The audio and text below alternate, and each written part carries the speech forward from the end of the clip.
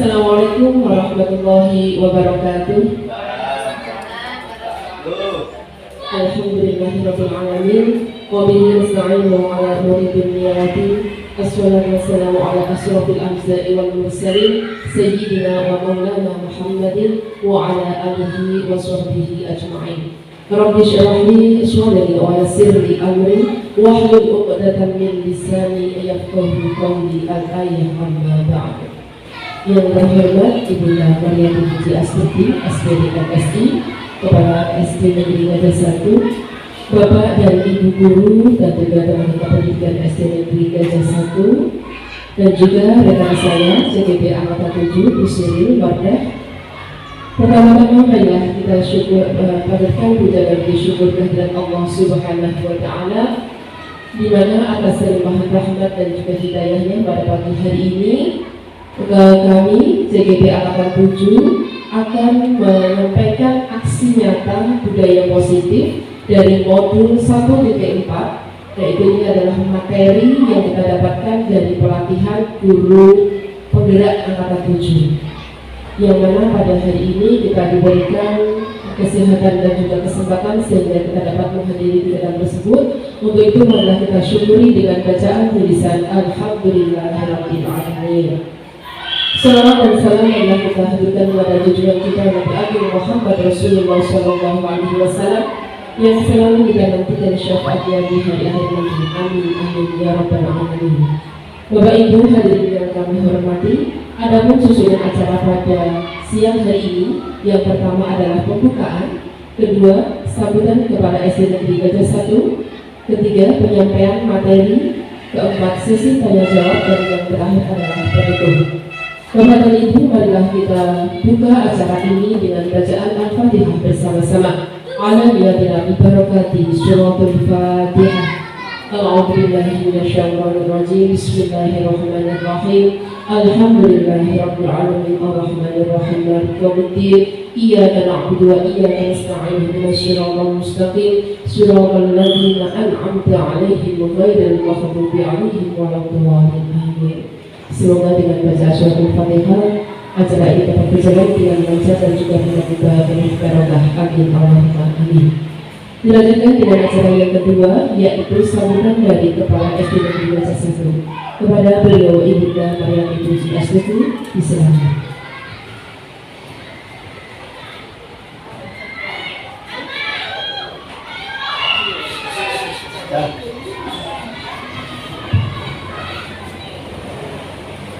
Terima kasih Bu Novi. Assalamualaikum warahmatullahi wabarakatuh. Bismillahirrahmanirrahim. Wasyukurillah ala ni'matillah wa halalan wa ta'ala wa bismillahirrahmanirrahim. Kepadatan Islam yang Ramadan yang saya hormati CGP Angkatan 7 Ibu Novi Sugianti dan Ibu Sri Wardah, yang kami hormati segenap Dewan Guru SD Negeri 1 serta tenaga pendidikan yang berbahagia. Puji syukur alhamdulillah marilah senantiasa kita panjatkan kehadiran Allah Subhanahu wa Ta'ala, bahwasannya sampai dengan detik ini kita semua senantiasa diberikan kenikmatan olehnya sehingga bisa melaksanakan aktivitas yang insya Allah penuh dengan keberkahan.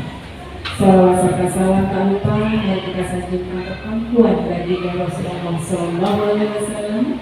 Bikaulina Allahumma salli ala Sayyidina Muhammad wa ala ali Sayyidina Muhammad.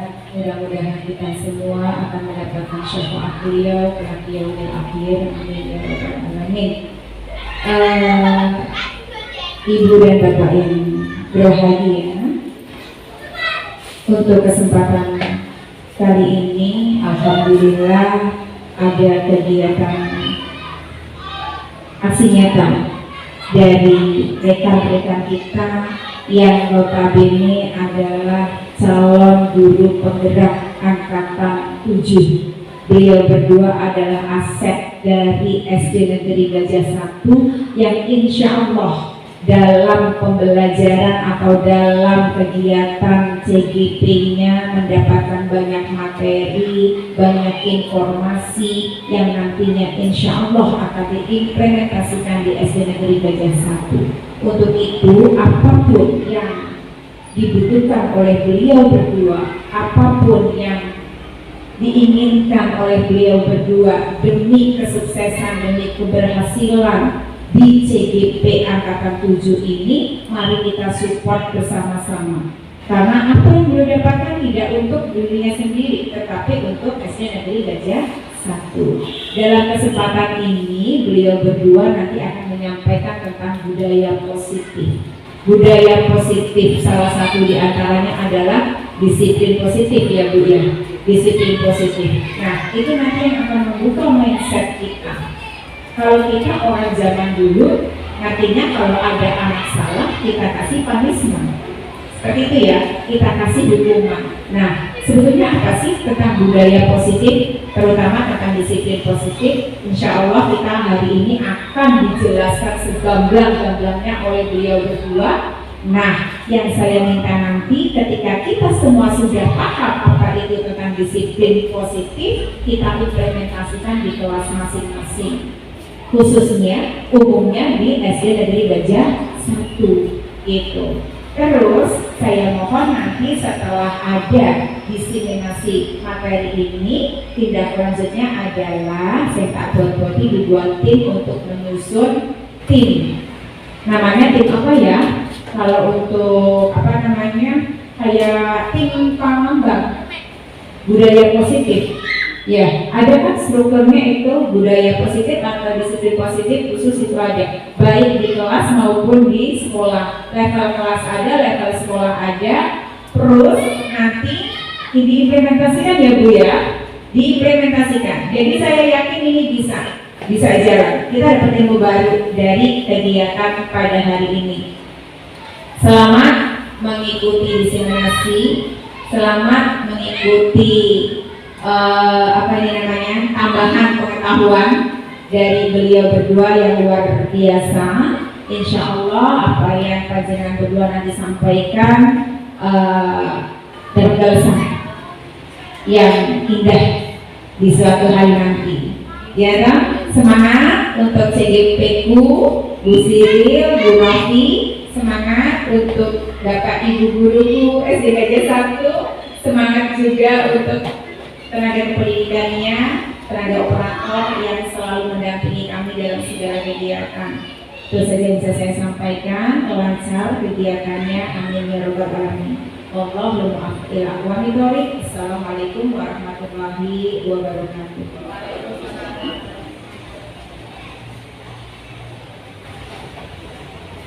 Terima kasih Ibu yang telah memberikan sambutan dan juga memberikan motivasi kepada kami semuanya. Kita langsung saja menuju ke destinasi materi budaya positif.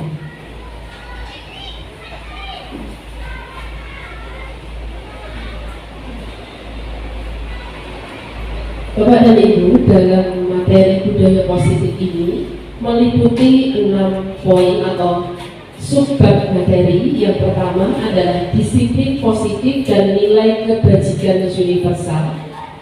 2. Motivasi, hukuman, penghargaan, dan restitusi. 3. Keyakinan kelas. 4. Kebutuhan dasar manusia. 5. Restitusi, 5. Kontrol. Dan yang keenam adalah segitiga restitusi. Bapak dan Ibu, untuk supaya semangat, semoga bisa berdiri sebentar. Kita lihat tambah semangatnya. Kita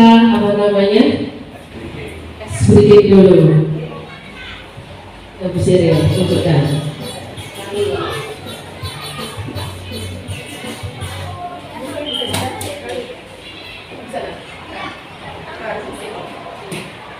Ya.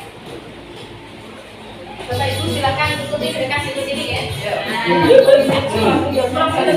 Oh iya.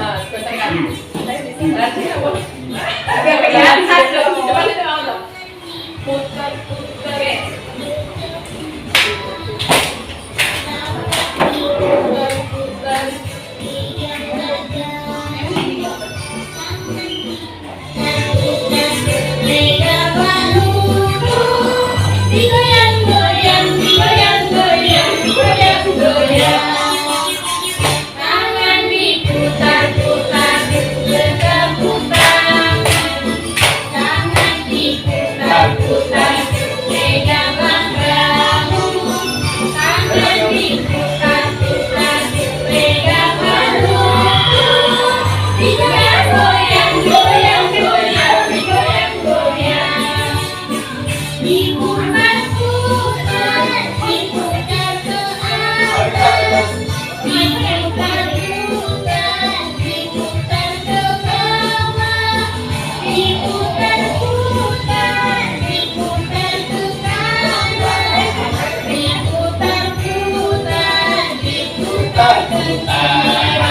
Tangan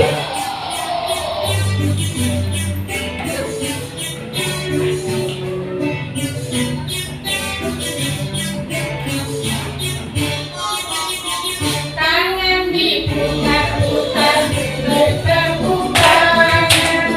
Tangan diputar-putar peganglah bahu. Tangan diputar-putar peganglah lutut. Digoyang-goyang, digoyang-goyang, digoyang-goyang. Tangan diputar-putar bertepuk tangan. Tangan diputar-putar peganglah bahu. Tangan diputar-putar peganglah lutut. Digoyang-goyang, digoyang-goyang, digoyang-goyang. Diputar-putar, diputar ke atas. Diputar-putar, diputar ke bawah. Diputar-putar, diputar ke kanan. Diputar-putar, diputar ke kiri.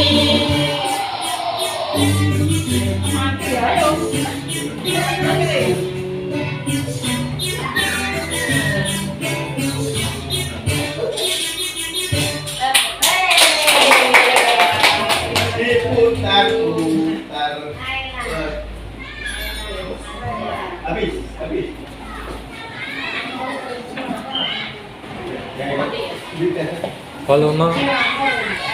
Volumenya mau tinggal enggak?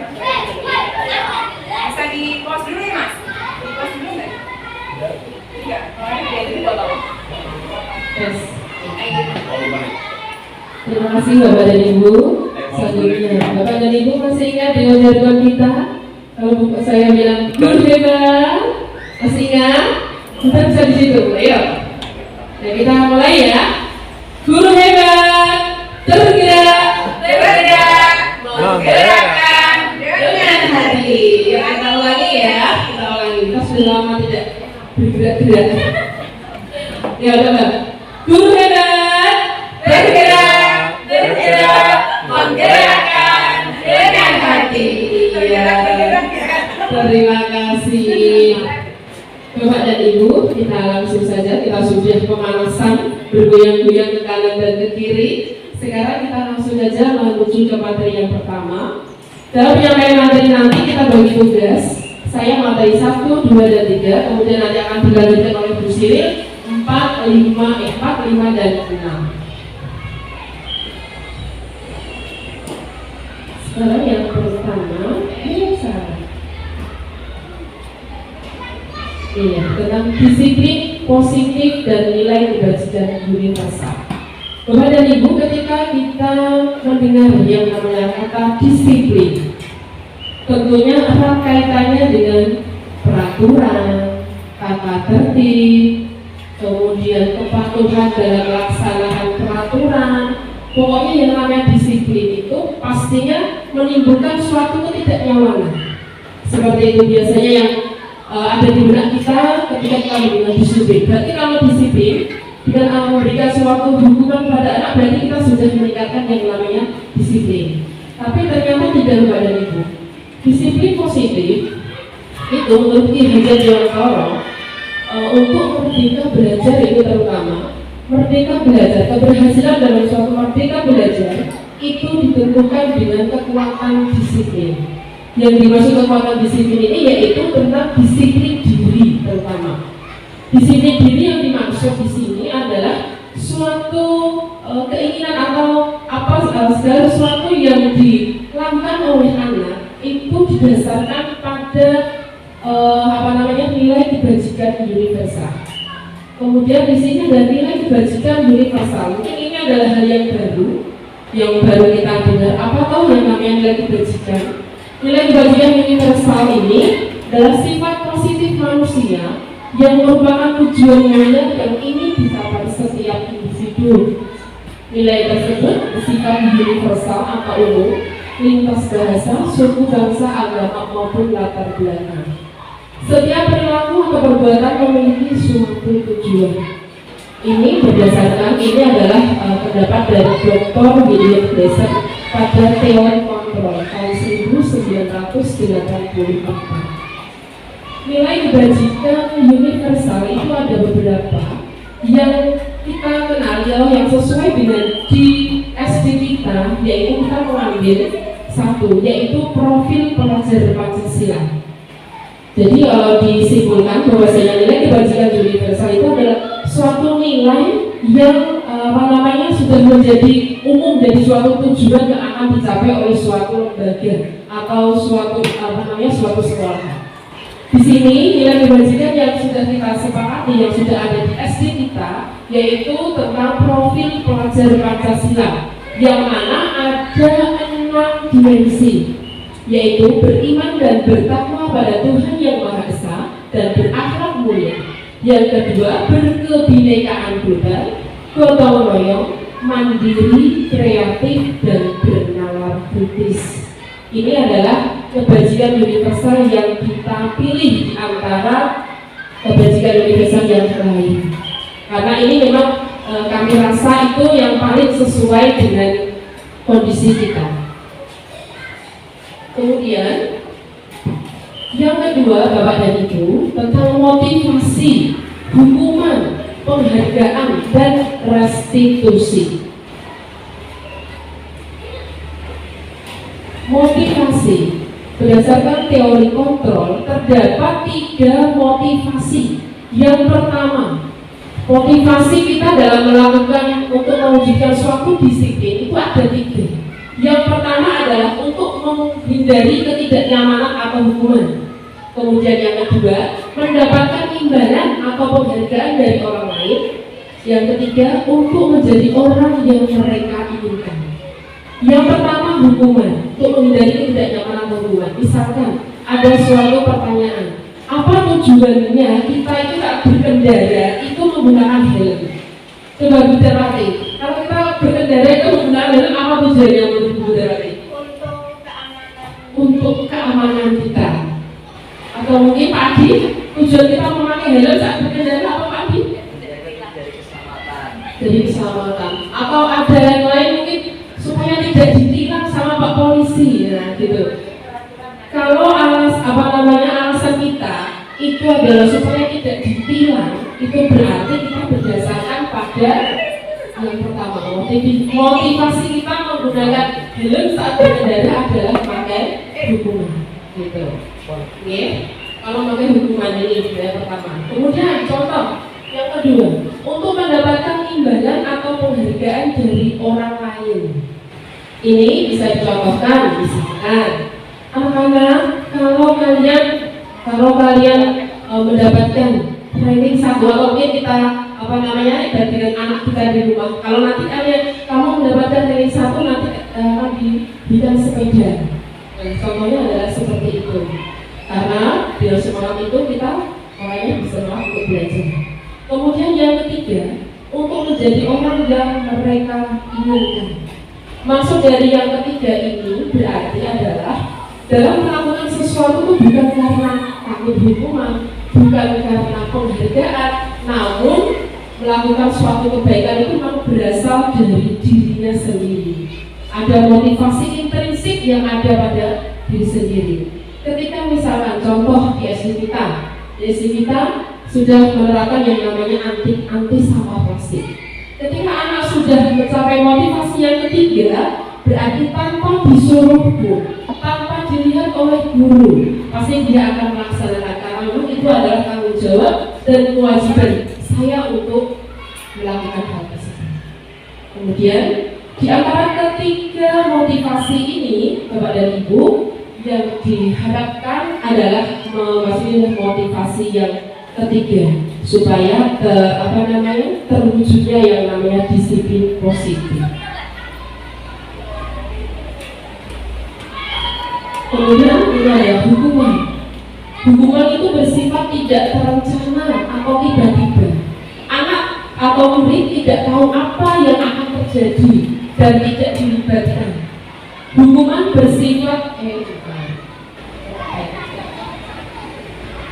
Hukuman bersifat satu arah dan dari pihak guru yang memberikan dan murid hanya menerima suatu hukuman tanpa melalui suatu kesepakatan atau penghargaan dari pihak guru, baik sebelum atau sesudahnya. Hukuman yang diberikan bisa berupa fisik maupun psikis. Murid atau anak bisa ganti oleh suatu perbuatan atau kata-kata. Kita ini misalkan yang namanya hukuman berarti tidak ada yang namanya kesepakatan dari awal. Tidak ada kesepakatan. Ujuk-ujuk misalkan anak terlambat. Kamu terlambat berarti kamu harus lari lapangan 4 kali. Nah, seperti itu. Padahal anak-anak tersebut juga tidak tahu kalau terlambat dan konsekuensinya itu adalah lari lapangan 4 kali. Itu adalah hukuman yang bersifat tiba-tiba ujuk-ujuk diberikan konsekuensi itu. Kemudian selanjutnya untuk penghargaan. Saat kita berulang kali menjanjikan hadiah kepada anak-anak agar berperilaku bertanggung jawab, atau kepada seorang murid agar mempelajari sesuatu yang baru, atau kepada seorang karyawan yang akan melakukan pekerjaan yang berkualitas, kita sedang berasumsi mereka tidak dapat melakukannya atau mereka tidak akan memilih untuk melakukannya. Ini pendapatnya Al-Fiqh.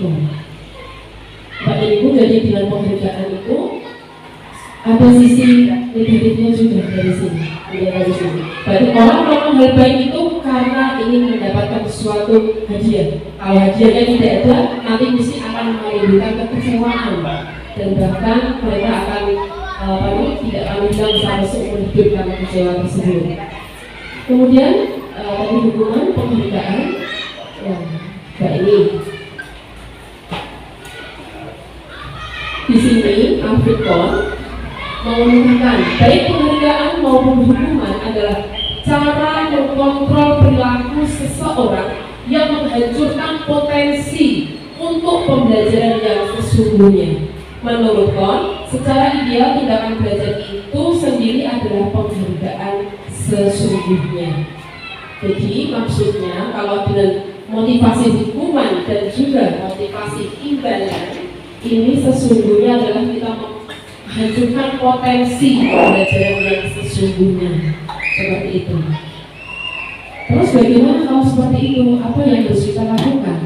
Penghukuman tidak baik, penghargaan juga tidak baik. Masih ada sisi-sisi negatifnya. Apa yang harus kita lakukan?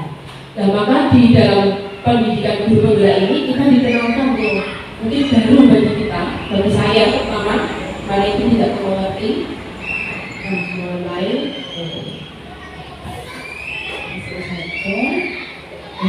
ini Bapak dan Ibu tentang prostitusi.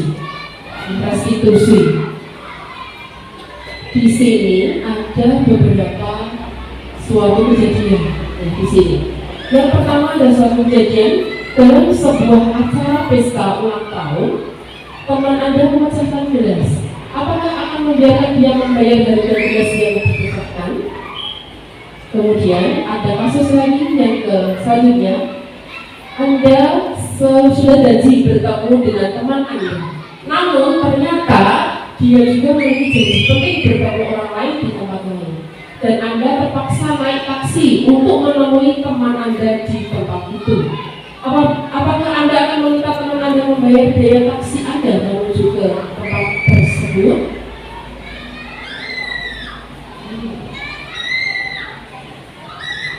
Maaf,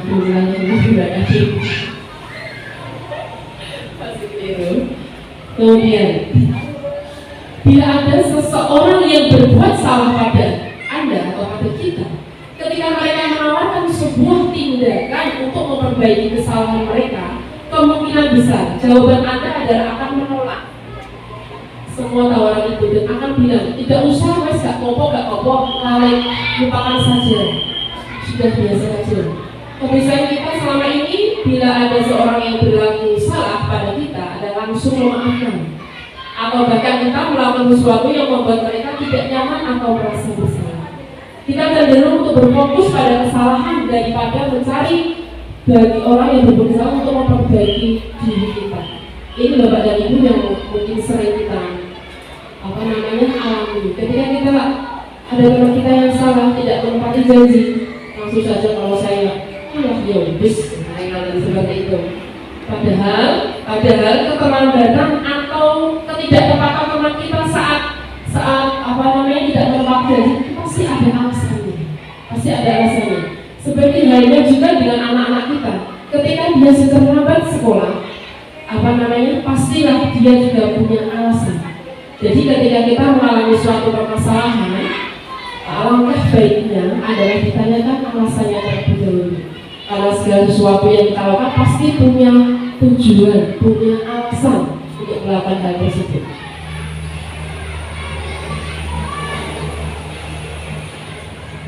Ini berarti Bapak Ibu, restitusi. Ciri-ciri restitusi. Restitusi itu bukan menebus kesalahan, namun untuk belajar dari kesalahan.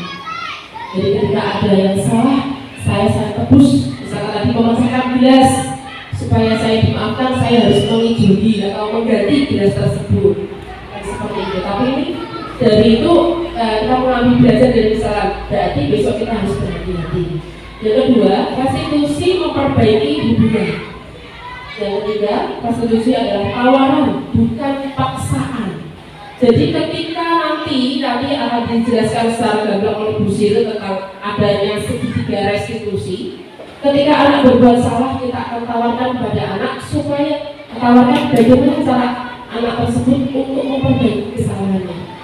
Kemudian ciri yang selanjutnya, fokus pada karakter bukan tindakan.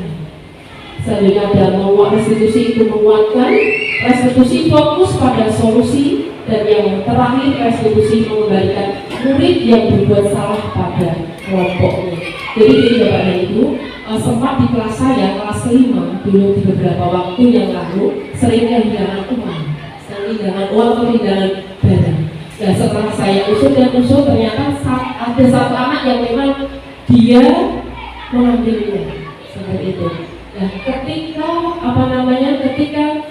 saya menghadapi hal tersebut, kalau kita tidak menggunakan segitiga restitusi ini, pastinya kita akan mempermalukan si anak tersebut, dan anak itu pasti akan tidak akan diterima oleh kelas tersebut. Anak-anak ini si A sudah mencuri uang kalian, pastinya teman-teman satu kelas pasti dia tidak akan menerima si anak ini lagi. Tapi dengan saya belajar ini restitusi, berarti saya bisa mengembalikan anak tersebut kepada kelompoknya, bisa diterima oleh teman-teman yang lain. Selanjutnya, Bapak dan Ibu, ini ada yang ketiga, yaitu tentang keyakinan kelas.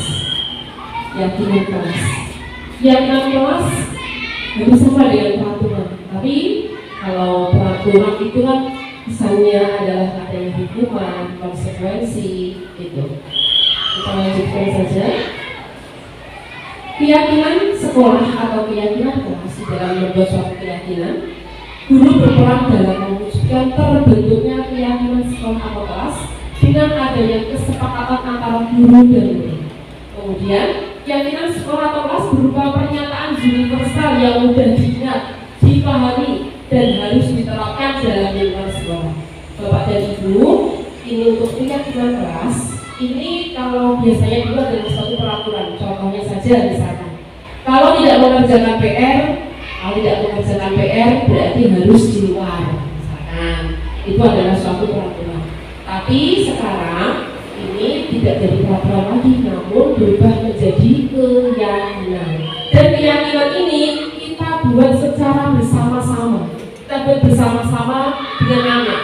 Jadi mereka itu menuliskan peraturan sendiri, kemudian kita tuliskan di papan tulis, kita sepakati bersama mana-mana peraturan yang sekiranya bisa digunakan satu kelas, mana yang tidak kita pilih. Ini Bapak dan Ibu, saya sudah mencoba membuat keyakinan kelas 5. Dari 23 murid saya minta mereka membuat suatu peraturan, suatu tindakan yang harus disepakati. Dari 23 itu kemudian saya kelompokkan menjadi 8. Dari ini 8 ini berdasarkan dengan kebajikan universal yang sudah kita sepakati di sekolah kita, yaitu profil pelajar Pancasila. Misalkan anak-anak di di kelas menuliskan tidak boleh menyakiti, tidak boleh membuat anak teman yang lain menangis misalkan. Terus itu saya jadikan satu, jadi kita sederhanakan senang dan gembira di sekolah. Kemudian yang kedua di sini sholat zuhur berjamaah dan infak harian. Kemudian secara soal santun dan saling menghormati dan disiplin waktu seperti yang ada pada profil pelajar Pancasila itu ada profil disiplin Bapak Ibu. Nah kita masukkan ke dalam sini ada disiplin waktu. Kemudian ada saling bekerja sama dan saling menolong. Ini adalah poin bergotong royong. Kemudian peduli terhadap lingkungan dan yang terakhir aktif dalam pembelajaran. Ini sesuai dengan profil pelajar Pancasila yang poin ke-6 yaitu kreatif. Setelah terbuat seperti ini, anak-anak diminta untuk menandatangani. Berarti kesepakatan ini sudah sah dan disepakati oleh semua anggota kelas. Seperti itu. Ini semua anak-anak bertanda tangan di sini. Bahwasanya mereka itu sudah sepakat dengan keyakinan kelas yang sudah dibuat oleh kita sebagai kelas 5. Seperti itu Bapak dan Ibu. Dan nanti ketika ada anak yang melanggar peraturan itu, terus kita tidak berkata, berarti kamu sudah melanggar keyakinan kelas yang nomor berapa, misalkan seperti itu. Berarti kamu sudah melanggar peraturan nomor 1, 2, seperti itu. Demikian Bapak dan Ibu dari saya, nanti akan dilanjutkan oleh Bu Siril yang akan membahas tentang 4.5.4, 5, dan 6. Terima kasih. Kurang lebihnya, Assalamualaikum warahmatullahi wabarakatuh.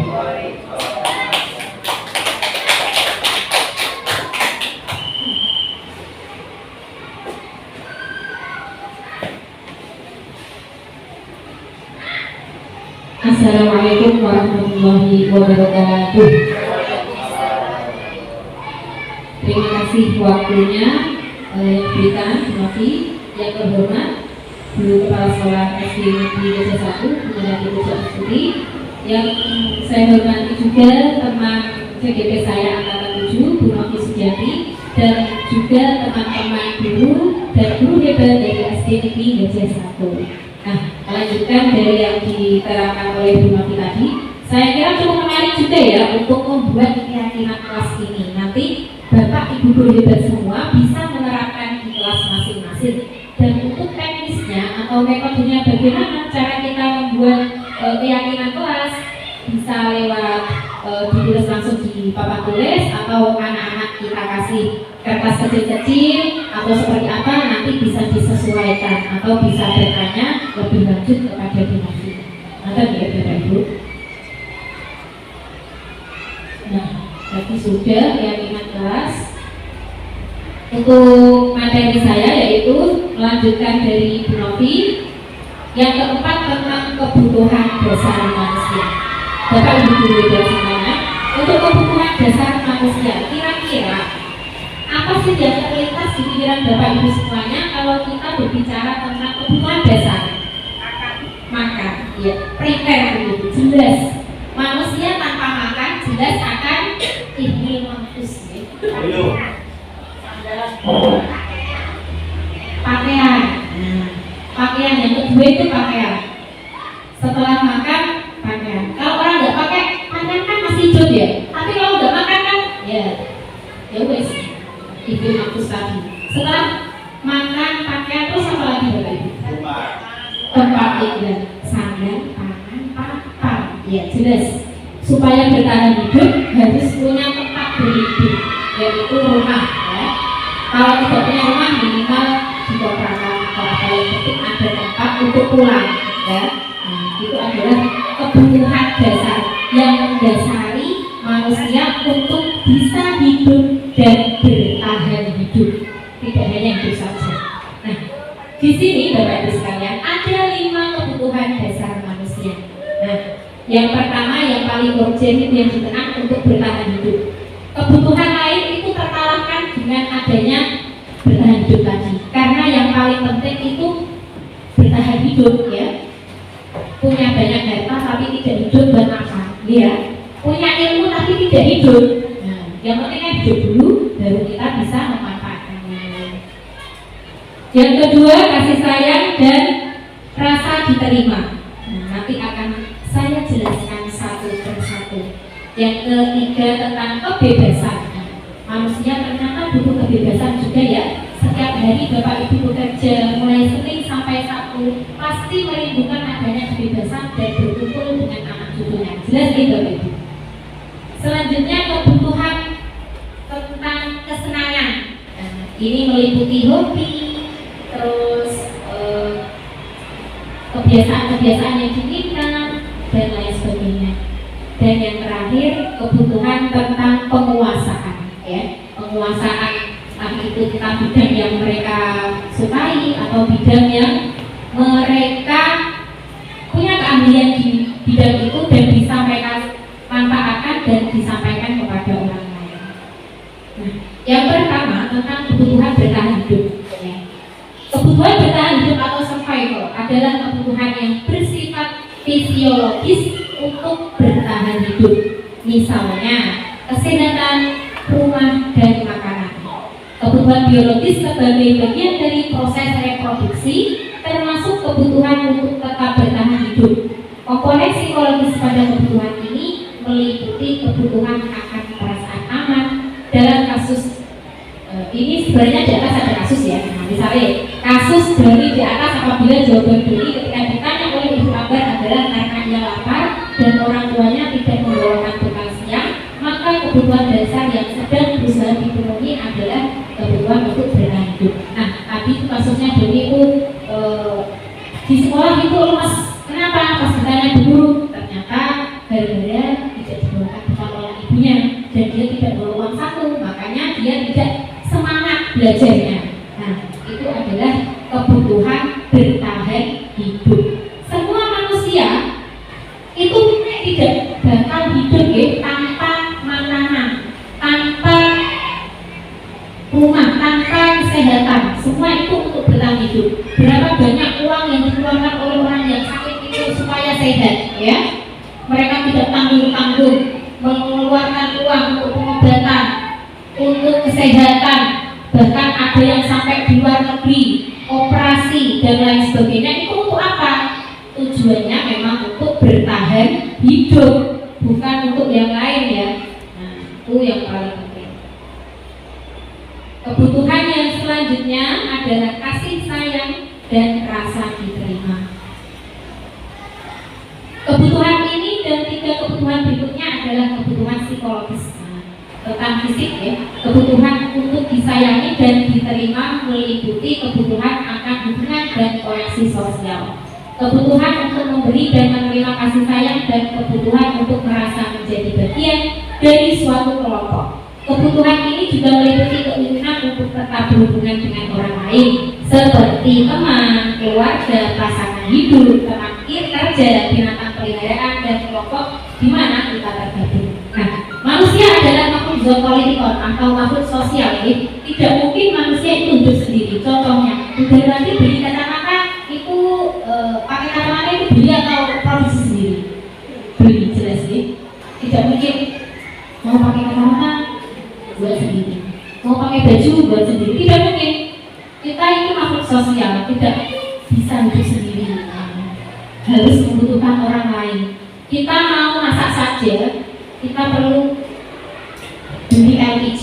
Beli LPG itu harus keluar rumah dulu, terus nyari toko yang jual LPG. Tidak mungkin langsung tiba-tiba wah sulapan bim ada LPG. Nah, tidak ada seperti itu. Kita itu hidup berdampingan dengan orang lain dan pasti membutuhkan komunikasi. Dan dengan komunikasi tersebut membutuhkan rasa untuk diterima di kelompoknya. Contohnya, ketika saya datang ke sini, saya kan dulu pindahan ya Bapak Ibu. Pastikan pertama saya itu merasa minder karena tidak punya kenalan. Dan saya merasa paling kecil dulu ya, paling muda sendiri. Wah kalau mau ngapa-ngapain, kalau sudah gak enak karena mereka semua senior. Pasti seperti itu saya kira. Berarti juga seperti itu mungkin ya. Butuh untuk diterima karena kita bekerja dalam satu tim. bebas mengekspresikan minat bakat kita dan kemampuan kita. Nah, setelah tadi yang pertama kebutuhan dasar, kita membutuhkan untuk diterima. Ya, dimanapun kita pasti punya kebutuhan untuk diterima. Kebutuhan yang ketiga Bapak Ibu semuanya yaitu penguasaan atau kebutuhan pengakuan atas kemampuan. Ya. Kebutuhan ini berhubungan dengan kekuatan untuk mencapai sesuatu, menjadi kompeten, menjadi terampil, diakui atas prestasi dan keterampilan kita, didengarkan dan memiliki rasa harga diri. Kebutuhan ini meliputi keinginan untuk dianggap berharga, ya, bisa membuat perbedaan, bisa membuat pencapaian kompetensi diakui dan dihormati. Ini meliputi self-esteem dan keinginan untuk meninggalkan pengaruh, yang tentunya itu pengaruh buruk, ya. Nah, untuk kebutuhan pengakuan atas kemampuan ini juga penting. Misalnya kita punya kemampuan public speaking yang bagus, pasti kita membutuhkan forum agar kita itu bisa tampil, bisa dikenali, bisa menjadi bisa menampilkan apa yang kita inginkan sehingga kita itu merasa, oh saya itu diakui, saya itu punya kemampuan dan punya tempat, jadi saya bisa mengembangkan kemampuan saya. Nah, tidak seperti kata dalam tempurung, jadi kita itu bisa bebas berekspresi karena mendapat pengakuan tadi. Jadi kita bisa melanjutkan apa yang kita impikan dan cita-citakan karena kita mendapatkan pengakuan atas apa yang kita mampu. Dan ketika kita mengalami kesulitan, kita akan berusaha untuk mengatasinya karena kita mendapatkan pengakuan tadi. Beda kalau kita tidak mendapat pengakuan, ya. Ini bahaya sekali Bapak Ibu. Jika kita memiliki peserta didik yang punya kemampuan, harus kita kembangkan karena kalau tidak kemampuan tersebut akan mengarah kepada hal-hal buruk karena tidak tersalurkan dengan baik. Jadi kita sebagai guru memang harus membaca kemampuan peserta didik agar tersalurkan dengan baik sehingga bisa berkembang sesuai dengan tingkat dan fase perkembangannya. Apalagi kita di kurikulum Merdeka ini kan mengenal adanya fase-fase, ya. Tidak kelas-kelas, fase-fase, ada fase A, fase B, fase C sampai F. Yang keempat Bapak Ibu tentang kebebasan. Kebebasan tadi tentang kebutuhan akan pilihan.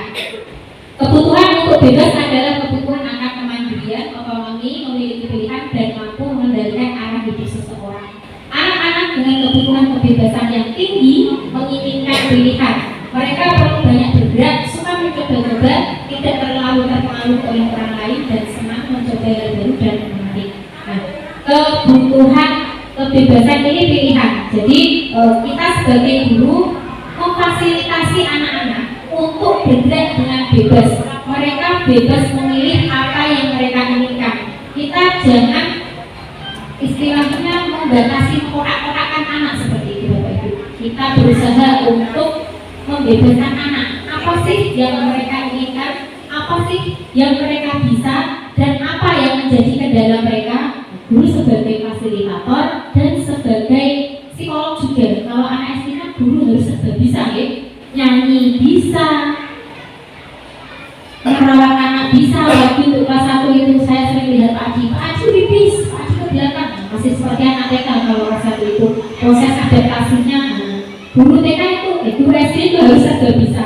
Nyanyi bisa, nari bisa, semuanya serba bisa. Ngomong juga bisa. Jadi pemateri juga bisa, semua itu serba bisa. Luar biasa nih Bapak Ibu. Bapak bagi semua. Lanjut, kebutuhan selanjutnya yaitu kebutuhan untuk merasa senang. Nah, Bapak Ibu semuanya, ini yang penting sekali karena semakin tua umur kita akan semakin menurun kesenangan kita, ya. Dan kesenangan kita itu pun sudah tidak seperti dulu lagi. Semakin menurun kesehatan, semakin tua itu kesehatan menurun, kesenangan menurun. Uang sudah menurun ya Pak ya? Oke. Kebutuhan akan kesenangan adalah kebutuhan untuk mencari kesenangan, bermain dan tertawa. Bayangkan hidup tanpa kenikmatan apapun, betapa menyedihkan. Lester menghubungkan kebutuhan akan kesenangan dengan belajar. Semua hewan dengan tingkat intelijensi tinggi ngaji, lumba-lumba, primata dan lain-lain itu butuh bermain, ya. Dengan saja butuh bermain. Saat mereka bermain, mereka mempelajari keterampilan hidup yang penting. Manusia juga tidak berbeda, ya. Manusia juga membutuhkan kesenangan. Apalagi anak-anak. Anak-anak itu paling bosan, paling males kalau gurunya itu hanya mengajar menggunakan metode itu ya, metode drama. Itu paling bosan. Dan tingkat penyerapan materinya kalau metode drama itu menurut penelitian hanya 15%, tidak sampai 30%. Kalau menggunakan video naik lagi menjadi 30%. Ya terus yang paling baik bagaimana? Kira-kira bagaimana Bapak Ibu? Yang paling baik adalah yang melibatkan anak didik untuk beraktivitas secara langsung. Makanya kita perlu mengkayakan metode. Metode itu cara menyampaikan pembelajaran. Jadi kita tidak hanya metode ceramah saja. A tekan Z tekan istirahat ceramah. Saya jamin. Mereka bosan. Wow, bosan itu. Terus video, oke, insya Allah tetap bosan. Makanya kita perlu perlu mengembangkan metode-metode baru dan metode yang akan meningkatkan kemampuan dan aktivitas peserta didik di dalam kelas. Ada banyak sekali metode Bapak Ibu Guru dengan nanti bisa beraktivitas seperti role playing itu bermain peran. Kalau pelajaran agama misalnya bukan ada kisah nabi-nabi ya, anak-anak bisa bermain peran. Ada yang berperan sebagai nabi Isa, terus ada yang berperan sebagai muridnya nabi Isa itu yang bisa dan lain sebagainya. Atau misalnya kita bisa bermain talking stick yang biasa saya terapkan di kelas 3 itu talking stick. Saya bawa anak keluar, saya bawa spidol, terus mereka membuat lingkaran sambil bernyanyi. Nanti ketika saya bilang stop, yang bawa spidol tadi saya kasih pertanyaan. Loh, setiap ada busi di luar itu nyanyi seperti itu. Atau mungkin pakai metode lain, misalnya cut shot kita membuat kertas dipotong kecil-kecil yang berisi pertanyaan dan jawaban. Nanti anak kita bagi yang dapat pertanyaan nomor 1 silakan cari jawabannya sesuai nomor 1. Saling berpasangan, wah itu anak senang sekali. Jadi pembelajaran itu akan lebih bermakna dan jelas. Itu hanya maknanya Bapak Ibu supaya kita semangat ya. Lanjut Bapak Ibu. Iya. Selanjutnya tadi sudah selesai kebutuhan dasar manusia, ada kebutuhan untuk makan, kebutuhan kesenangan dan lain sebagainya. Kita selanjutnya di posisi kontrol seorang guru. Nah, Bapak Ibu sekalian, saya yakin Bapak Ibu kalau menangani masalah, misalnya ada anak yang terlambat, kira-kira berbilang kalau ada muridnya yang terlambat, apa yang guru lakukan?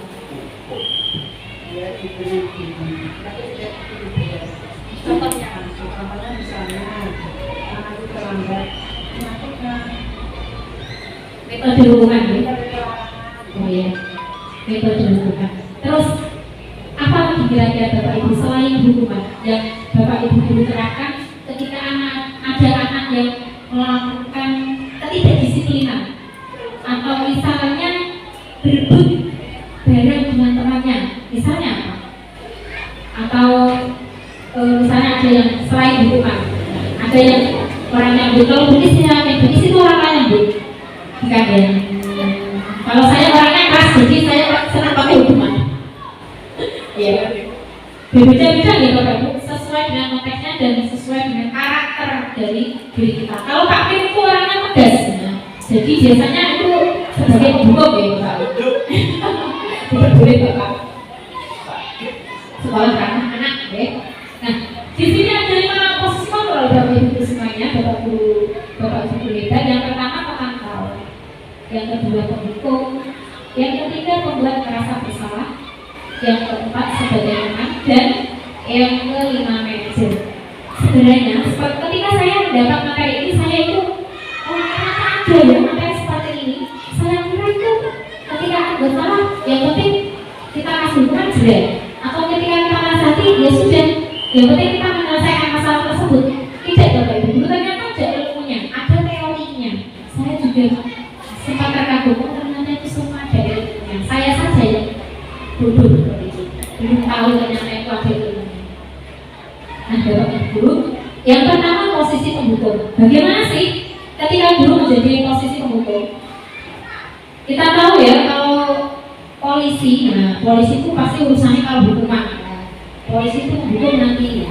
Begitulah gambarannya. Penghukum adalah seorang penghukum bisa menggunakan hukuman fisik maupun verbal. Jadi hukuman itu tidak hanya fisik saja. Misalnya ketika terlambat disuruh lari lapangan 5 kali, tidak seperti itu saja, bisa berupa kata-kata. Ya, kata-kata itu menghukum. Terus orang yang menjalani posisi penghukum senantiasa mengatakan bahwa sekolah memerlukan sistem atau alat yang dapat lebih menekan murid lebih dalam lagi. Guru yang menerapkan posisi penghukum akan berkata, patuhi aturan saya atau awas. Nah, biasanya ini saya akan bilang, awas buat ini, bijimu tak wangi. Nah seperti itu. Bapak Ibu guru nanti bisa meraba-raba, oh saya ternyata posisinya sebagai penghukum ya selama ini. Kamu selalu saja salah. Mestinya dari ini kok ya saya salah baik. Mestinya dari ini, nah sekarang itu telat upacara kok ya telat baik. Sekarang itu harus bawa topi kok lari baik. Nah seperti itu. Itu penghukum Bapak Ibu. Selalu, pasti selalu yang terakhir selesai. Kamu itu loh, mesti terlambat terus. Nah itu penghukum. Guru seperti ini senantiasa percaya hanya ada satu cara agar pembelajaran bisa berhasil, yaitu dengan cara dia sendiri. Guru itu penghukum itu menganggap caranya itu yang paling betul. Terus pokoknya ini caranya ini seperti ini, kalau tidak seperti ini kamu pasti tidak bakal naik kelas, kamu pasti tidak bakal menyelesaikan tugas seperti ini. Nah, itu sebagai penghukum. Yang kedua, membuat merasa bersalah. Nah, beda dengan penghukum tadi ya.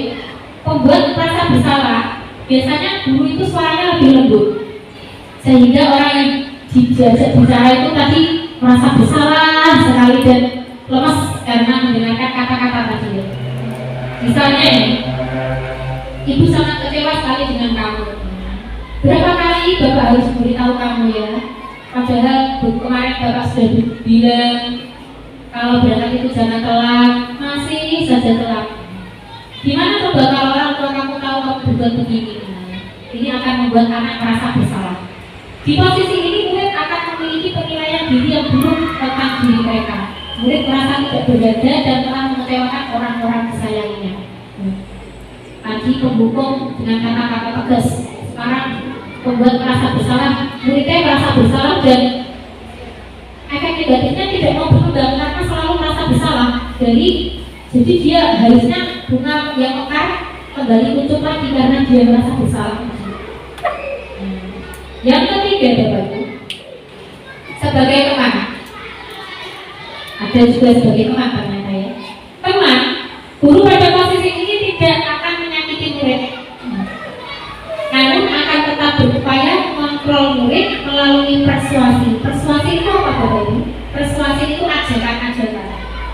Posisi teman pada guru bisa negatif ataupun positif. Positif di sini berupa hubungan baik yang terjalin antara guru dan murid. Guru di posisi teman menggunakan hubungan baik dan menguat untuk mempengaruhi seseorang. Contohnya ini tertentu. Ayo bantulah demi bapak ya. Seperti itu kan sebagai posisi teman. Mengakrabi murid. Ayo ingat tidak bantuan bapak selama ini. Guru ya sekali wanita salah. Biasanya kalau saya seperti itu. Guru itu mana sudah jauh, sudah kesini hujan-hujan, tapi kalian kok masih belum belajar, ya Allah kok kasihan apa sama guru. Kalau saya biasanya seperti itu, posisi teman, biar mereka itu merasa oh iya seperti itu. Ya sudah kali ini tidak apa-apa, nanti ibu bantu berkesan, nah bantu bereskan ya. Tetapi itu juga ada dampak negatifnya Bapak Ibu.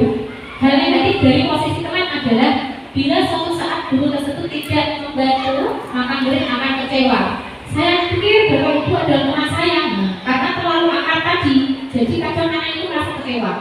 Murid merasa kecewa dan tidak mau lagi berusaha. Hal lain yang mungkin timbul adalah murid hanya akan bertindak untuk guru tertentu dan tidak untuk guru lainnya. Murid akan terbentuk pada guru tersebut. Nah ini juga buruk Bapak Ibu. Jadi ketika mempelajari ini, aduh ternyata salah semua ya. Terus yang betul bagaimana? Sesuai situasi dan kondisi. Yang keempat sebagai pemantau. Pemantau atau mata-mata ya. Pemantau berarti mengawasi pada perilaku orang yang kita awasi, seperti CCTV ya, mengawasi itu memantau. Dengan menggunakan sanksi atau konsekuensi, kita dapat memisahkan hubungan pribadi kita dengan murid sebagai seorang yang menjalankan posisi pemantau. Pertanyaan yang diajukan yang misalnya, kira-kira peraturannya apa ya? Nah, apa yang salah yang telah kamu lakukan? Itu sebagai pemantau. Anak itu berusaha untuk merasa diawasi seperti itu. Sanksi atau konsekuensinya apa? Seorang pemantau sangat mengandalkan perhitungan catatan data yang dapat digunakan sebagai bukti atas perilaku seseorang. Posisi ini akan menggunakan stiker, slip catatan, dan kartu. Posisi pemantau sendiri berawal dari teori stimulus respon yang menunjukkan tanggung jawab guru dalam mengontrol murid. Ada stimulus, ada respon. Nah, ini sebagai posisi pemantau. Misalnya seperti ini. Kemarin saya dapat informasi dari Pak Juki, katanya kamu kemarin datang terlambat ya. Nah, itu kan pemantau. Diam-diam tapi memantau seperti itu. Dapat informasi dari ini seperti itu. Lanjut ke posisi yang terakhir yaitu manajer. Manajer adalah posisi di mana guru berbuat sesuatu bersama dengan murid. Nah, kalau di manajer ini kita berkoordinasi langsung dengan murid dan murid. Mempersilahkan murid mempertanggungjawabkan perilakunya, mendukung murid agar dapat menemukan solusi atas permasalahannya sendiri. Seorang manajer telah memiliki keterampilan di posisi teman maupun pemantau, dan dengan demikian bisa jadi dua pelaku tertentu kembali kepada kedua posisi tersebut diperlukan. Namun bila kita menginginkan murid kita menjadi manusia yang merdeka, mandiri dan bertanggung jawab sesuai profil pelajar Pancasila, maka kita perlu mengacu kepada restitusi yang dapat menjadikan murid kita seorang manajer bagi dirinya sendiri. Nah, untuk posisi manajer nanti akan saya tampilkan video ketika saya membuat restitusi atau penyelesaian masalah dengan murid kelas 5 ya, dimana guru itu harus menggali dulu anaknya itu kenapa melakukan kesalahan seperti ini dan lain sebagainya. Contoh kata-kata yang digunakan oleh dalam posisi manajer. Apa yang kita yakini terkait dengan keyakinan kelas ya. Misalnya anak melakukan kesalahan yang menyalahi keyakinan kelas, kita tanya apa yang kita yakini. Apakah kamu meyakininya terkait dengan keyakinan kelas tadi? Jika kamu meyakininya, apakah kamu bersedia memperbaikinya?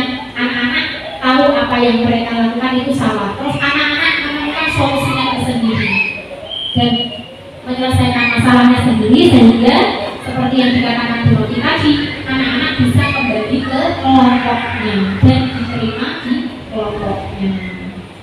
Ini yang bagus ya posisi manajer. Nah, selanjutnya Bapak Ibu di materi terakhir ya, fakultas. Oh ya, sebelum kita ke nanti saja. Oh iya. Nah, di sini ada video yang membedakan antara posisi kontrol ya, baik sebagai manajer dan lain sebagainya.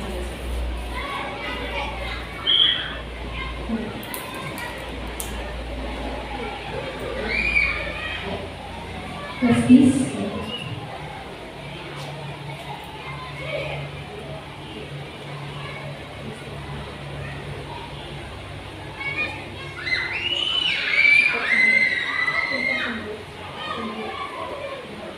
Ini ada 5 posisi kontrol. Supaya Bapak Ibu lebih jelas, mungkin bisa langsung saja melihat video ini ya.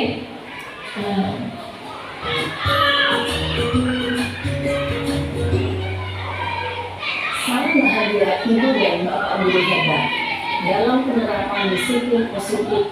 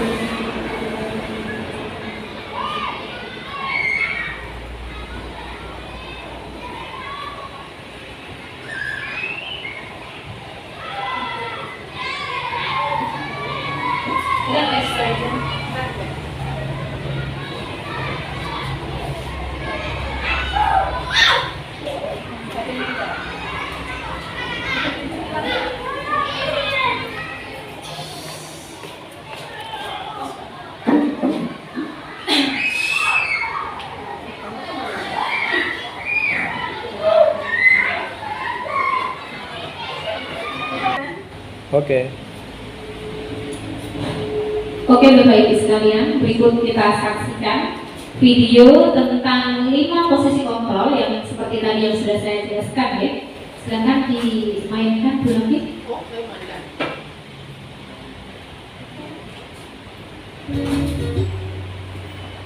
Salam bahagia Ibu dan Bapak Guru hebat.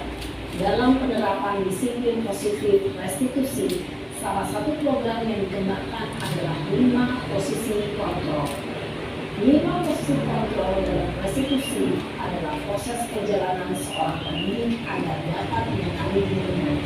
Pada video kali ini, kita akan membahas tentang 5 posisi kontrol yang diterapkan oleh Dayan Dosen dan contoh penerapannya. Mata juga berat. Sama mata. 5 posisi kontrol itu adalah 1. Posisi penghukum. 2. Posisi pembuat merasa bersalah. 3. Posisi teman. 4. Posisi pemantau atau monitor. Dan 5. Posisi manajer. Untuk lebih memahami kelima posisi tersebut, mari kita saksikan kasus Naren yang terlambat hadir waktu mengisahkan dalam menghadapi masalah tersebut.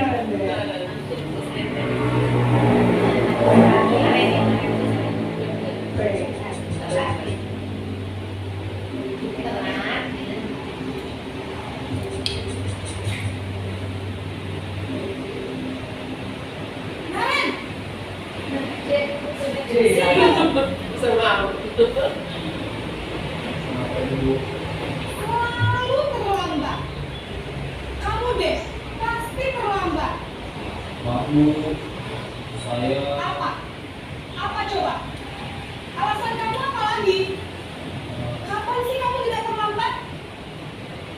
Malas sekali ya kamu jadi anak. Dasar pemalas. Gak kapok-kapok sih kamu. Sudah berapa kali terlambat? Sana, kamu keliling lapangan basket 2 kali. kenapa saya harus beli 18 Bu? Kenapa? Kamu melawan ibu? Berani-beraninya jawab. Sudah terlambat, masih berani jawab pula. Sekarang, keliling lapangan basket 5 kali sekalian. Biar kapok. Cepat. Pergi sana ke lapangan basket. Ya pantas pakai itu. Posisi penghukum biasanya berjalan menunjuk-nunjuk, menyakiti, dan menggeliat. Hukuman bisa berupa fisik maupun psikis. Ibu dan Bapak Guru hebat. Dampak yang terjadi pada murid ketika guru berada pada posisi penghukum adalah murid cenderung akan memberontak, bahkan menyimpan dendam.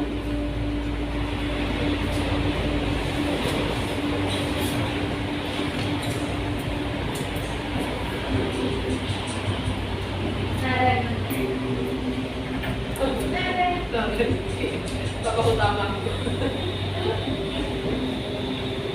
Naren!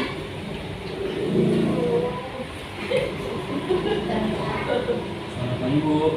Naren, kamu kenapa terlambat lagi, nak? Ya Tuhan, Naren. Senang ya bikin ibu susah ya. Kalau kamu terlambat lagi, nanti ibu yang ditegur bapak kepala sekolah, nak. Disangka ibu tidak bisa membina kamu. Duh, gimana ini? Maaf Bu, Duh, Gusti Naren. Kamu suka ya kalau ibu ditegur bapak kepala sekolah? Terus, sekarang ibu harus tulis apa yang ibu absen? Ini kamu sudah sering terlambat loh. Ibu harus apa coba? maaf Bu, maaf sekali. Ya sudah, lain kali jangan bikin ibu susah lagi ya nak ya. Ibu tidak akan kuat lagi kalau kamu begini terus. Bisa jantungan kalau ibu tegur bapak kepala sekolah. Sana cepat kelas. Maaf ya Bu, maaf sekali. Posisi membuat rasa bersalah, berbicara dengan nada tenang, cenderung lembut. Namun kata-kata yang diutarakan membuat Nurul merasa menjadi orang yang gagal, memandang buruk dirinya sendiri, merasa tidak berharga, dan tidak sanggup membahagiakan orang lain. Ketika guru mengambil posisi pembuat rasa bersalah, murid akan menganggap dirinya yang bersalah dan ia akan menyimpan emosi negatif tersebut di dalam dirinya.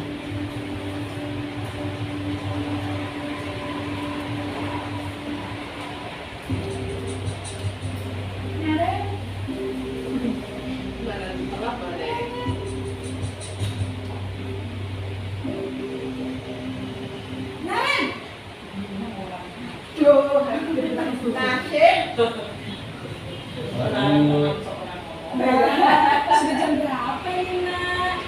Terlambat lagi ya, sayang? Iya Bu, ibu saya lupa bangunkan saya Bu. Kamu malah menyalahkan ibu kamu. Kamu bukannya anak yang lahirnya paling kencang. Kok terlambat sih? Iya Bu, saya memang terlambat bangun tadi. Jadi biarpun saya kencang, tetap gak kesenja Bu. Ya sudah sana. Nanti lain kali larinya lebih kencang lagi ya. Biar gak terlambat lagi. Bikin senang ibu. Demi ibu. Saat Bisa Bu. ya sudah sana masuk kelas. Ibu beresin urusan absen kamu. Kamu ini ada-ada saja. Dalam posisi teman, guru berbicara dengan nada suara ramah, akrab, cenderung bersendak gurau untuk menjaga suasana tetap santai. Murid akan merasa senang, aman, dan akrab dengan guru. Identitas yang tercipta adalah identitas sukses atau berhasil. Namun, perlu diingat, karena ini masih dorongan eksternal, maka ada faktor ketergantungan dari murid kepada orang tertentu. Di sini guru aksennya, sehingga di lain waktu murid bisa berperilaku baik, namun hanya kepada orang tertentu saja.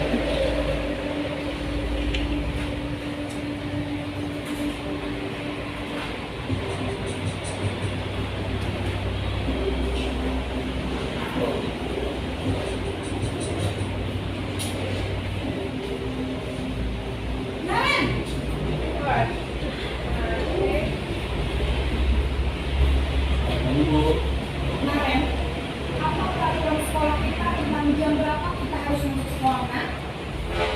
kita harus di sekolah jam 7 Bu. Iya betul, sekarang sudah jam 7.20. Kemarin sudah tahu konsekuensinya jika terlambat hadir. Paham Bu, saya harus tinggal kelas pas jam istirahat selama 20 menit. Iya benar, konsekuensinya demikian. Jadi nanti jam 9.30 pas istirahat, kamu harus tinggal di kelas, kerjakan tugas tambahan untuk ketinggalan kamu, ya? Baik Bu. Posisi pemantau mengandalkan perhitungan atau data untuk mengontrol murid. Guru mengarahkan murid berdasarkan peraturan dan konsekuensi. Seorang pemantau menunjukkan bahasa tubuh dan ekspresi wajah yang datar dan cenderung formal.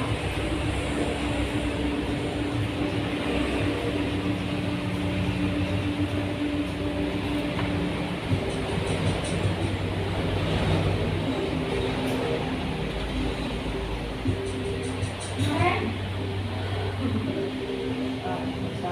Karen?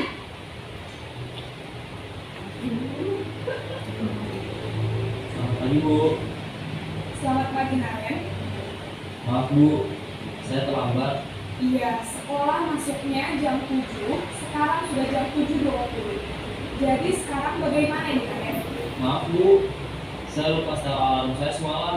Baiklah, menurut kamu, keyakinan sekolah yang mana yang perlu kamu tingkatkan? Menghargai diri sendiri dan orang lain mungkin ya, Bu. Setuju. Jadi, apakah Naren meyakini prinsip saling menghormati tersebut? Iya Bu, saya meyakininya. Apakah Naren bersedia memperbaiki masalah keterlambatan ini? Bersedia Bu. Bagaimana kamu akan memperbaiki masalah keterlambatan ini? Saya akan coba untuk tidak lupa menyetel alarm saya Bu.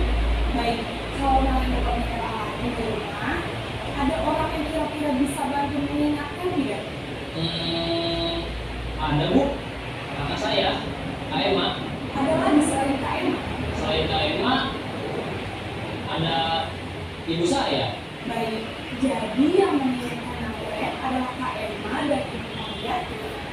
Kira-kira akan mulai start alarm kapan nih Karen? Setelah pulang sekolah, akan segera saya lakukan. Baik, jadi Naren akan setel alarm untuk dibangun besok pagi dan akan diingatkan oleh kakak dan ibu dan Naren ya. Ada lagi yang mungkin perlu dilakukan Naren agar tidak terlambat bangun lagi. Tidak ada Bu. Baik Naren, terima kasih untuk kerjasama kamu. Sekarang kamu kembali ke kelas untuk belajar. Baik Bu, terima kasih.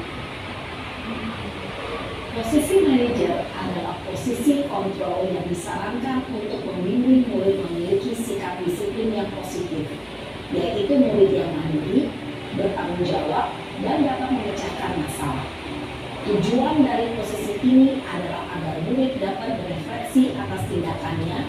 Guru akan dengan tulus memberikan pertanyaan-pertanyaan bermakna, sehingga membuat murid dapat belajar dari kesalahannya dan mencari sebuah solusi untuk menyelesaikannya.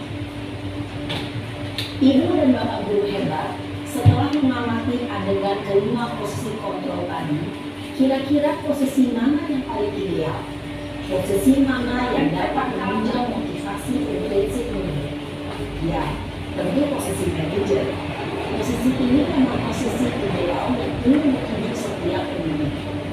Pada posisi inilah, guru dapat menerapkan disiplin positif yang berpihak pada murid, yang memerdekakan murid. Perjalanan seorang pendidik tentunya tidak mudah untuk sampai pada posisi seorang manajer. Namun, tujuan kita pasti, yaitu menciptakan murid-murid yang mandiri, merdeka, dan bertanggung jawab. Semoga penggambaran 5 posisi kontrol yang telah diperlihatkan ini dapat menjadi ajang refleksi bagi kita semua, agar dapat terus mengasah dan menerapkan disiplin positif yang memerdekakan murid. Mari terus berlatih dengan semangat. Selamat menerapkan. Salam dan bahagia Ibu dan Bapak guru hebat. Nah, itu tadi nih Bapak Ibu 5 posisi kontrol. Jelas ya dari video tadi, Bapak Ibu guru hebat mungkin bisa mengambil salah satu posisi kontrol. Yang paling baik tadi adalah posisi apa Bapak Ibu? Posisi manajer ya. Jadi anak bisa menemukan kesalahannya sendiri, lalu memberi solusi sendiri dan menyelesaikan masalah mereka sendiri. Nah, itu tadi tentang 5 posisi kontrol. Kita ke materi yang terakhir ya Bapak Ibu, materi puncak yaitu yang ke-6 tentang segitiga restitusi. Nah, apa itu segitiga restitusi? Lanjut. Segitiga restitusi adalah proses dialog yang dilaksanakan guru atau orang tua agar dapat menghasilkan murid yang mandiri dan bertanggung jawab. Nah, contohnya bagaimana? Contoh dari segitiga restitusi ini adalah yang tadi ditampilkan oleh Naren sama Bu Guru tadi dalam video yang terakhir, posisi guru sebagai manajer tadi ya. Nah, nanti apa saja sih prosesnya akan kita lihat di segitiga restitusi berikut. Ini langkah-langkahnya ya Bapak Ibu. Ada 3 langkah dari segitiga restitusi. Yang pertama, menstabilkan identitas atau stabilize the identity. Nah, seperti yang dikatakan guru tadi ya, kita semua akan melakukan hal terbaik yang bisa kita lakukan. Nah, ini untuk menstabilkan identitas. Nah, anak ini dibimbing untuk mengetahui. Guru istilahnya guru memberi nasihat kepada anak bahwa kita itu pernah melakukan kesalahan. Guru juga pernah melakukan kesalahan. Nah, terus agar anak sadar bahwa yang dilakukan itu salah, seperti Naren tadi bahwa berangkat terlambat itu salah dan menyalahi keyakinan kelas gitu, jadi melanggar kedisiplinan. Yang kedua, validasi tindakan yang salah atau semua perilaku memiliki alasan. Tadi Naren sudah ditanya sama guru, kenapa Naren terlambat? Karena lupa nyetel alarm. Jadi ketika kita menyalahkan anak itu tidak serta-merta menyalahkan saja, kita juga harus mencari tahu pasti ada alasan di balik perbuatan anak tersebut. Nah, tanpa mengetahui alasannya, kita tidak mungkin menemukan solusinya. Kalau kalau kita sudah tahu alasannya, kita bisa melakukan pendekatan dan solusi yang tepat untuk menyelesaikan masalah tersebut sehingga bisa meminimalisir dampak buruk yang berkelanjutan. Langkah ketiga yaitu menanyakan keyakinan. Tadi Bu Guru tanya sama Nendra ya, Naren ya, maaf Naren. Naren. Apa keyakinan kelas kita seperti itu ya? Nah ini keyakinan sudah dibuat. Nanti silakan Bapak Ibu bisa berkreasi sesuai keinginan di kelas masing-masing. Lalu ketika anak punya kesalahan, mereka bisa tahu, oh saya telah melanggar keyakinan kelas poin ini. Jadi mereka bisa memperbaikinya dan meminimalisir kesalahan itu untuk terulang lagi. Karena mereka sudah punya keyakinan. Keyakinan harus dijaga bersama dan dilaksanakan secara bersama dan mereka saling mengawasi satu sama lain. Lanjut. Oke, itu untuk gambar segitiga restitusi ya. Yang pertama menstabilkan identitas, yang kedua validasi tindakan yang salah dan menanyakan keyakinan. Tadi sudah saya jelaskan. Selanjutnya, nah ternyata sudah selesai. Demikian materi yang dapat kami sampaikan tentang budaya positif atau diseminasi budaya positif yang bisa kita terapkan di sekolah kita dan mungkin akan berdampak baik bagi perkembangan peserta didik yang ada di sekolah kita.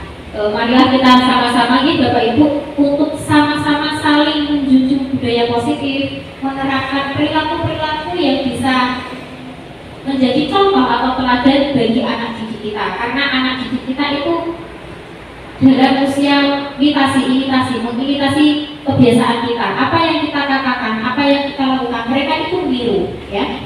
Dan semoga Bapak Ibu semua bisa mengaplikasikan di kelasnya masing-masing. Terima kasih, dari saya mohon maaf apabila ada yang kurang berkenan. Saya kembalikan kepada moderator.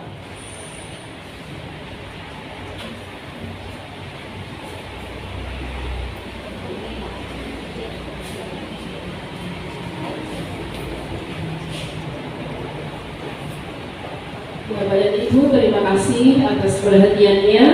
Demikian tadi penyampaian materi dari kami berdua mengenai budaya positif dari modul 1.4 materi kita dari CGP. Bapak dan Ibu, yaitu untuk acara selanjutnya adalah sesi tanya jawab. Adakah Bapak dan Ibu pertanyaan mengenai materi yang mungkin ada yang perlu dijelaskan kita kembali atau yang tidak jelas? Monggo kami buka sesi tanya jawab.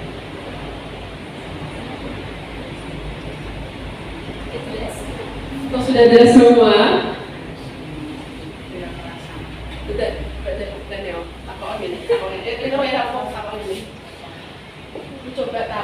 coba tunjukkan, oke, praktek dalam segitiga restitusi. Bahasanya doken video mah. Oke. Coba tunjukkan bagaimana penerapan segitiga restitusi. Biasanya lebih jelas dalam mempraktekannya. Ya.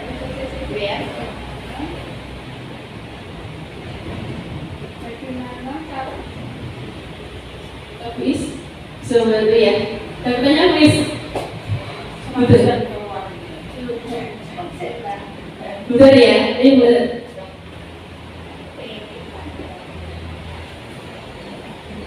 Ya betul, silakan. Pertanyaannya. Waalaikumsalam warahmatullahi wabarakatuh. Saya ingin menanyakan bagaimana cara mengidentifikasi segitiga Restitusi. Oh iya. Terima kasih. Assalamualaikum warahmatullahi wabarakatuh. Iya. Terima kasih Bu Darwati yang telah bertanya. Bu Siril, Bu Darwati bertanya, adakah contoh dalam pelaksanaan segitiga restitusi? Jadi mungkin kalau ada contohnya kan teman-teman bisa lebih jelas dalam melaksanakan yang di lapangan seperti itu. Oh iya, ini Bu Siril punya video. Ini adalah tugas kami di demonstrasi kontekstual ya Bu Siril ya.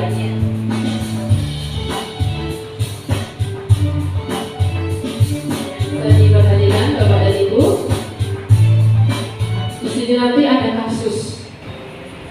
Kasus 1, ada Vira dan Maya sedang berebut pensil karena Vira tidak membawa pensil ketika sekolah, sehingga dia tidak menulis dan mencatat pelajaran. Itu adalah kasusnya. Ya, ini mereka berdua sedang berebut.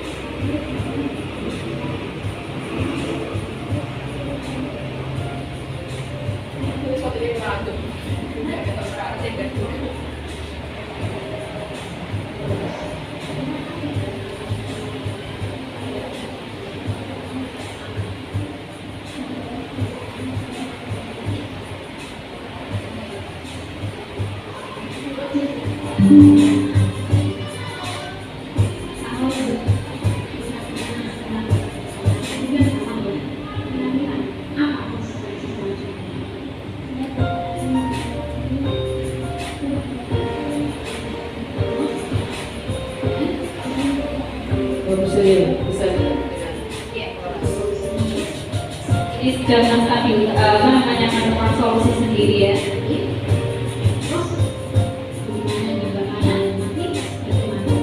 Dia berusaha menemukan solusinya dan melakukan tindakan yang akan dilakukan pada Maya karena dia berebut pensilnya.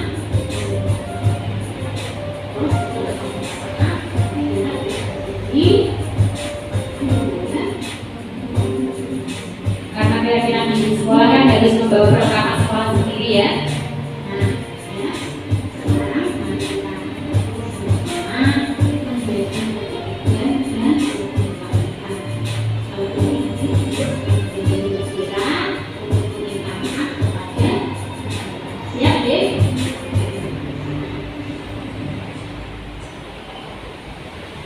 Solusi yang ditemukan, akhirnya Vira dan Maya pun saling diperbaikan kembali supaya tadi kan tujuannya supaya bisa kembali ke kelompoknya, gitu. Testimoni itu.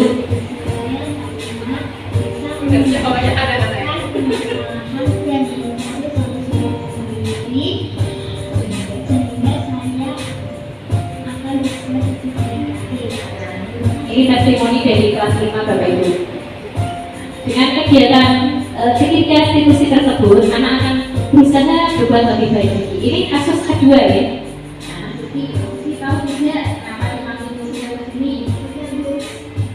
Tapi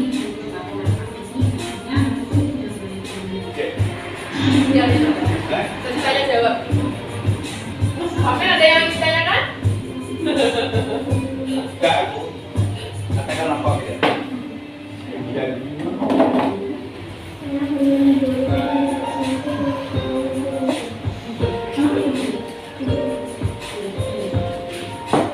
kira-kira yang harus dilakukan itu benar? Validasi tindakan yang salah.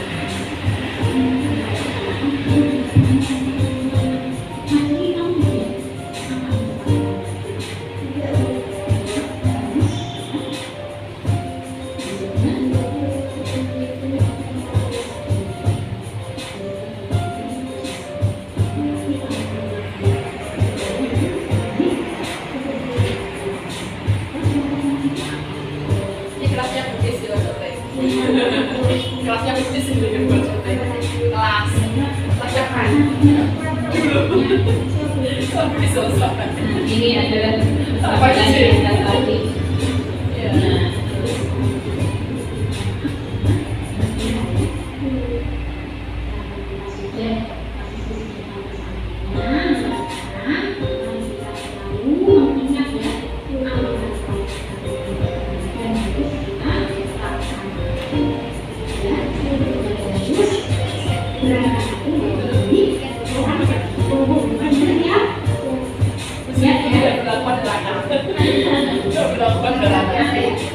Iya.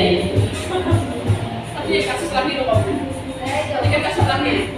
Kalau nampil Ini kan ini dari kelas 5. oh nyata nih kan. Si jauh kapan loh.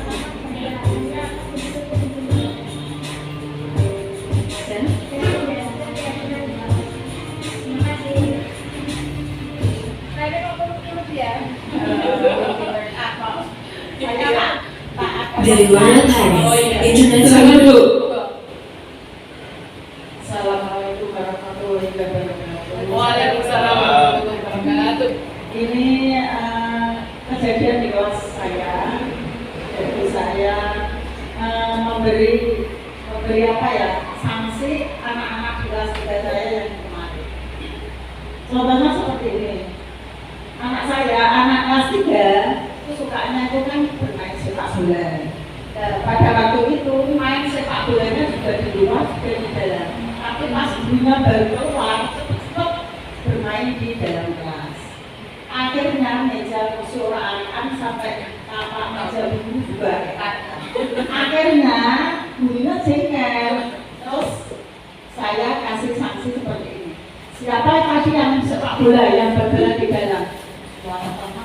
Tidak ada yang enggak, kamu tahu? Enggak seperti itu. Tapi saya tahu kalau tak lihat dari luar si asisten sekolah tidak ada yang ngaku. Akhirnya bawa sini, bolanya bawa sini, ditaruh mejanya begini. Setelah itu nanti lain kali kalau anak-anak bermain sepak bola lagi di dalam kelas, nanti bolanya saya sobek dengan besok. Setuju enggak? Terus anak-anak setuju. Ya kalau setuju, tolong bola sudah ini ambil pas di meja saya itu ada besok tulis ini pelor setiap hari. Terus akhirnya bola itu disobek, teman saya enggak nyobek, saya enggak mau yang nyobek, mana sendiri coba disobek. Setelah disobek tak suruh mempeskan, akhirnya kan kempes. Setelah kempes tak suruh buang di tempat sampah. Dan dengan seperti itu, tindakan itu betul atau salah? Minta perbulangan. Terima kasih. Dan akhirnya sampai sekarang aman, tidak sepak bola di dalam kelas lagi. Terima kasih. Assalamualaikum warahmatullahi wabarakatuh. Terima kasih buat ini. Tepuk tangan dulu buat ini yang telah berbagi pengalaman di kelasnya. Untuk Bu Seril bisa memberikan tanggapan. Terima kasih Bu. Sangat luar biasa sekali ya Bu pertanyaannya ya.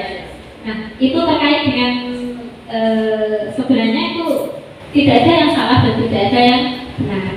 Kalau kasus ibu itu kan karena memang belum ada kesepakatan kelas dan belum ada keyakinan kelas, maka tidak ada yang diyakini dalam kelas tersebut. Mereka menganggap karena mumpung guru tidak ada, kita lain saja, nggak apa-apa, asal guru tidak lihat. Karena belum ada keyakinan kelas. Seandainya nanti ada keyakinan kelas, mungkin anak-anak sama-sama ada yang saling mengingatkan dan kita sudah yakin bahwa kita punya peraturan, jadi kita harus melakukan. Jadi mereka akan bersama-sama berkomitmen melakukan sesuatu yang terbaik. Nah, untuk disobek atau diiris tadi itu sebenarnya bagus sekali Bu, karena memang itu kan sangat mengganggu sekali ya. Apalagi sampai di kelas 4 itu pernah sampai kata petanda itu kan dalam taraf sudah mengganggu kestabilan dan kenyamanan bersama. Jadi memang harus diambil tindakan seperti itu. Tapi mungkin untuk membuat hal yang seperti itu, alangkah lebih baiknya anak ditawarkan untuk penyelesaiannya, ditawarkan pada anak. Ini baiknya bagaimana seperti itu? Tadi kan masih bu guru sendiri yang ini disobek saja ya, gitu. Setelah itu kan saya kesepakatan, dia bisa itu, mungkin nanti untuk selanjutnya lagi dibuat kesepakatan dan keyakinan kelas ditulis, terus ada tanda tangannya. Jadi mereka punya istilahnya kalau sudah ada tanda tangannya itu sudah sah, sudah legal secara hukum sekolah gitu ya. Kita punya sekup kecil yaitu hukum sekolah. Mungkin nanti bisa menjadi inspirasi bagi teman-teman semua. Terima kasih. Mungkin Bu Novi mau menambahkan. Ya Bu, betul sekali dari Bu Siril, itu memang dari kesepakatan. Kemarin kan baru dapatnya materi tentang keyakinan kan baru hari ini. Tapi sebenarnya sudah melakukan setiap harinya itu pasti. Cuma ternyata ada harus dibuat ya seperti ini. Dengan adanya pembuat seperti ini, ketika anak lupa, anak bisa membaca kembali. Itu kalian sudah melanggar poin yang nomor 2 misalnya. Itu juga sudah ditandatangani ini sudah disahkan bersama-sama, berarti harus bertanggung jawab secara bersama. Itu yang bisa ya. Jadi bapaknya itu ada lagi? Oh iya, semakin siap semakin lari Bu. Terima kasih. Assalamualaikum warahmatullahi wabarakatuh. Waalaikumsalam warahmatullahi wabarakatuh. Bu Novi dan Bu Siril, saya hanya ingin istilahnya bertanya yang bisa, sharing juga bisa. Yang mana penjenengan semua sudah kerja bagaimana keadaan kelas saya, kelas 6. Anak-anak saya yang luar biasa solihnya. Mudah-mudahan mereka kalau sudah lulus jadi anak-anak yang betul-betul solih. Yang akan saya tanyakan, saya ini kemarin cuma ini sekedar kayak iseng gitu. Saya hanya ingin mengecek kejujuran mereka. Suatu hari saya bikin anak-anak, besok tolong bawa buku tulis 1 yang kosong. Kemudian setelah paginya mereka bawa buku, kerjakan bareng-bareng, dibuat kolom dulu. Hari, tanggal, kemudian pembiasaan. Pembiasaan yang saya ajukan pada anak-anak dari kedatangan sampai masuk kelas. Kedatangan, terlambat apa tidak, ikut bersih-bersih apa tidak, pembiasaan ikut apa tidak. Waktu itu saya hanya ingin mereka jujur apa tidak gitu. Mungkin ini yang saya tanyakan, yang saya lakukan ini bagaimana, benar apa salah. Kalau untuk membuat keyakinan ini saya mohon untuk bimbingannya untuk kelas 6 yang memang anak-anak saya luar biasa.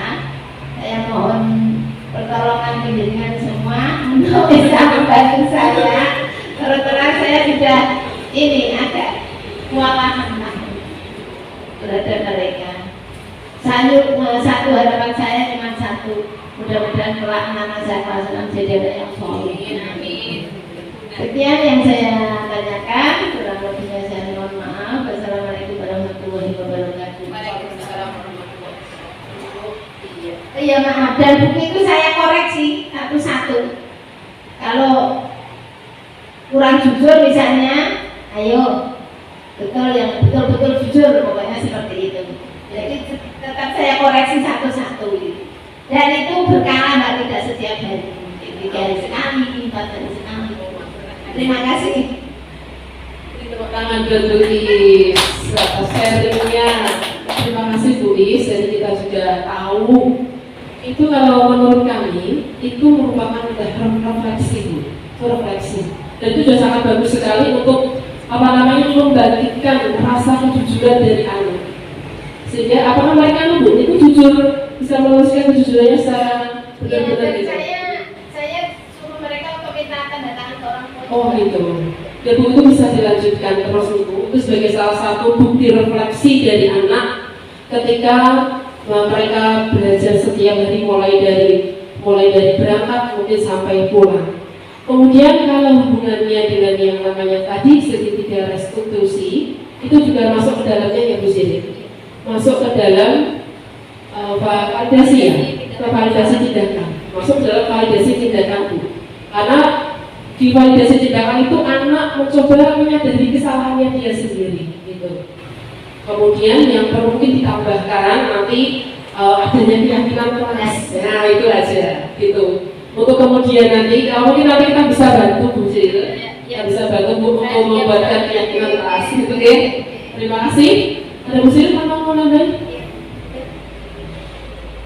Ya Bu, karena dalam kurikulum 2013 itu akan ada yang namanya penilaian diri, yang dalam penilaian observasi kan penilaian diri, penilaian proyek, dan penilaian antar teman gitu. Kalau menurut saya itu kalau di kurikulum 2013 itu lebih ke masuk juga dalam penilaian diri, ya tentang sifat, tentang KI 1 spiritual. Kalau 2013 kan spiritual, sosial, spiritual dan sosial. Itu masuknya ke sikap, penilaian diri dan penilaian sikap juga. Jadi itu memang sangat bagus sekali karena memang kalau kelas 6 kan masih kurikulum 2013 ya, itu lebih ke pengembangan karakter.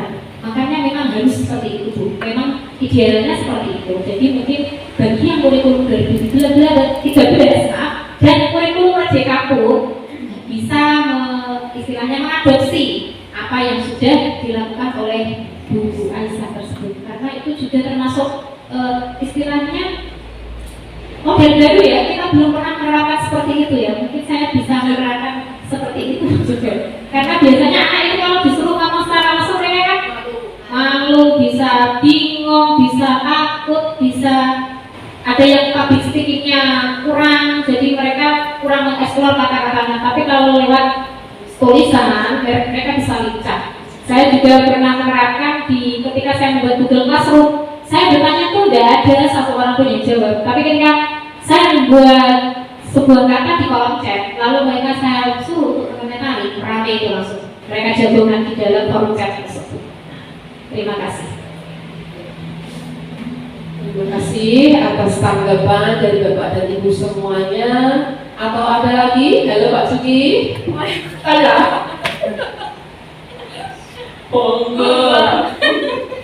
Persilahkan. Dalam penerapan segitiga restitusi tadi, dalam penulisan masalah, itu kan ditekankan komunikasi antara guru dan siswa yang bermasalah.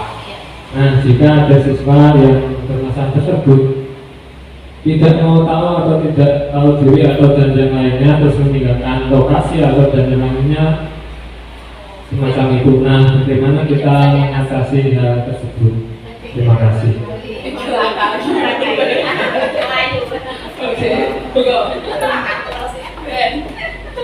Terima kasih Pak Masuki.